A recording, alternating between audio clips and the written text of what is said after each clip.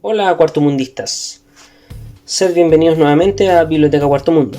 En esta oportunidad vamos a repasar el cómic 1899, una obra chilena de Francisco Ortega y Nelson Daniel, pero no vamos, como es habitual de esta sección, no vamos a repasar la obra, no vamos a hacer un review de la obra, simplemente vamos a comparar el material de las dos diferentes editoriales que lo han sacado, para que tengan una idea clara de qué contiene cada uno, sus pros y sus contras.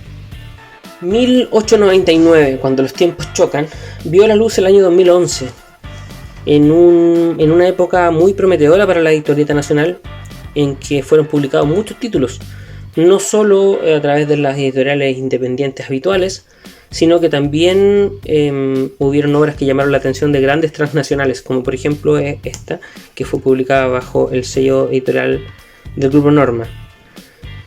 Cuando los tiempos chocan sería el primer volumen de una trilogía que finalmente nunca vio la luz bajo el sello Norma, no tengo idea por qué. Y la continuación de la historia quedó de cierta manera en el tintero.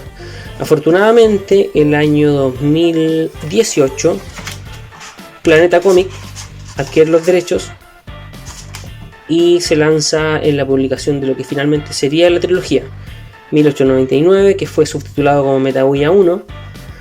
Ya está en el mercado el segundo volumen y además un spin-off que seguramente ustedes pueden encontrar fácilmente en cualquier librería nacional. Vamos a hacer una comparación entre ambos tomos para ver cuál es la diferencia, porque los autores, dado que tuvieron la oportunidad de reeditar la obra, agregaron algunas cosillas extra y cambiaron algunas otras. Como les dije, no vamos a hacer una reseña de la obra, pero sí les voy a contar de que esta trata acerca de una historia. Habla de la Guerra del Pacífico, pero no de la Guerra del Pacífico como nosotros la conocemos. Arturo Prat no murió en Iquique, tampoco murió Miguel Grau. Lima es bombardeada por naves voladoras y Chile se transforma en una potencia mundial gracias al descubrimiento de la metahuilla, un mineral poderoso y único que reordena geopolíticamente el mundo entero.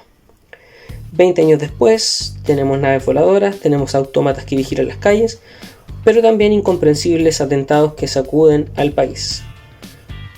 Dos viejos héroes de antaño, ahora caídos en desgracia, se reencuentran, Pratt y Grau, ambos con un secreto que puede cambiar el mundo o hacerlo colisionar y transformarlo en dos mundos diferentes. Vamos con la edición del 2011. Está en un perfecto blanco y negro, en un papel poroso, ligeramente amarillento, pero que es el material ideal para reproducir una obra en blanco y negro como esta. Las obras de este tipo siempre lucen mejor en un papel opaco, poroso, no en el cuché brillante. Así que desde ese punto de vista está bastante bien. La obra es en tapa blanda, con solapas. En la primera solapa encontramos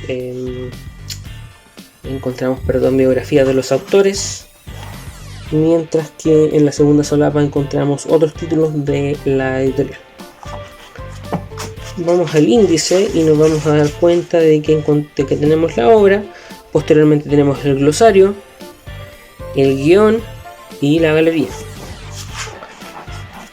Vamos al final, vamos a encontrar con un glosario donde se explican muchos de los términos que se utilizan en la obra, muchos de los conceptos nuevos que encontramos en este mundo distópico. Esto se asemeja, por supuesto, a una enciclopedia con ilustraciones intercaladas entre los diferentes conceptos que se muestran.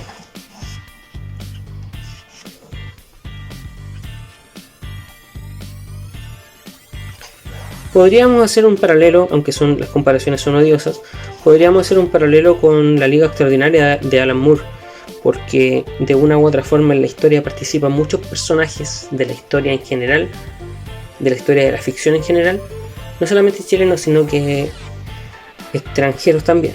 Por ejemplo, se nombra la Guerra de los Mundos, se nombra el Kraken, Cthulhu,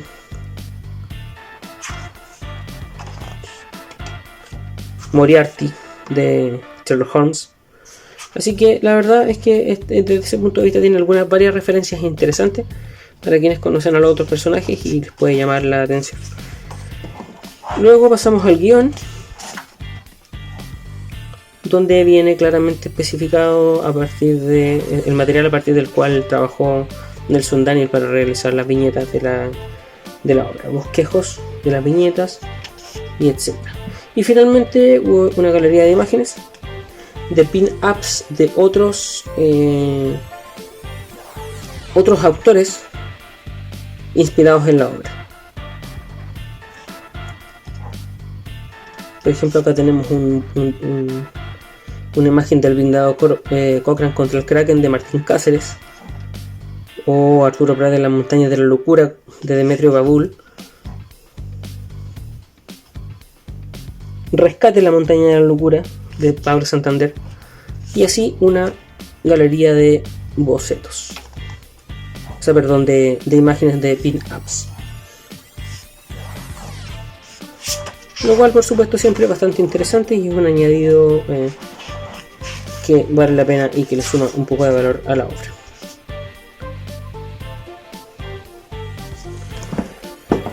La edición del 2011 tiene un poco más de páginas, ¿no? Porque incluye contenido que no trae la edición anterior.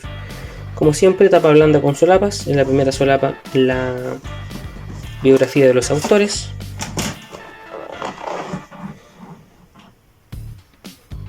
En la segunda solapa también otras obras de la editorial en la línea de novelas gráficas. Mochadic del mismo Francisco Ortega, el grande éxito de Rodrigo Salinas, y 1959, que viene a ser la segunda parte de la trilogía de la Metahuya, por ejemplo. Vamos al índice, y que encontramos en el índice primero 1899, que es la obra, pero por supuesto.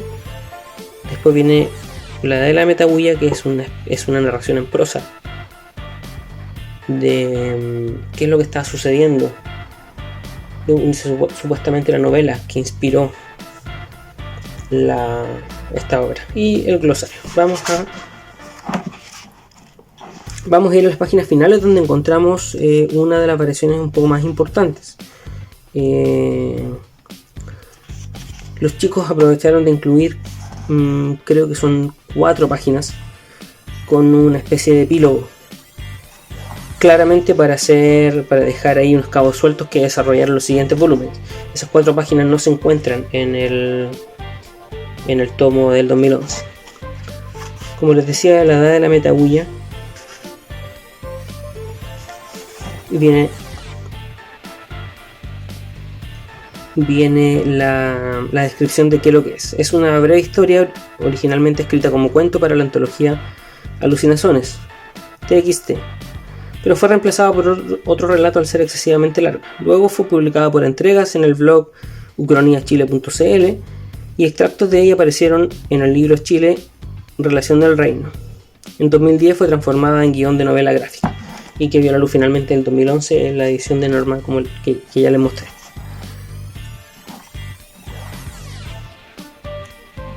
Está excelente porque nos permite ver otra versión de la historia, otro ángulo de la historia, y añadir algunos detallitos que la convierten que le dan un poco más de profundidad y la encasillan un poco mejor. El glosario también fue aumentado e incluyeron muchos más términos.